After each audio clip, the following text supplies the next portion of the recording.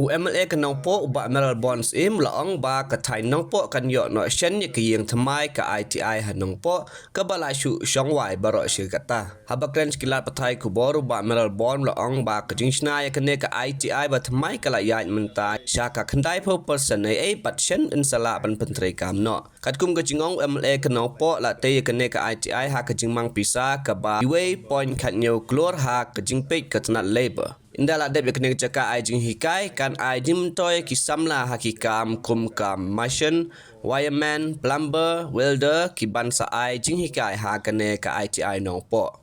We have reviewed with regard to the status of the ITI at Nongpoh. We understand the anxiety of the youth nowadays with regards to unemployment. That's why it is very important that we have such kind of training institute, for example, like welder, wireman, or plumber, or mason. These are the four trades that we have in Riboy.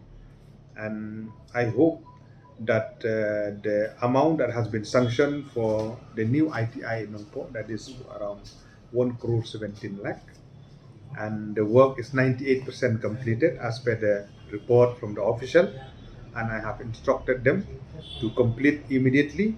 And one issue they have appraised me is with regard to the external electrification.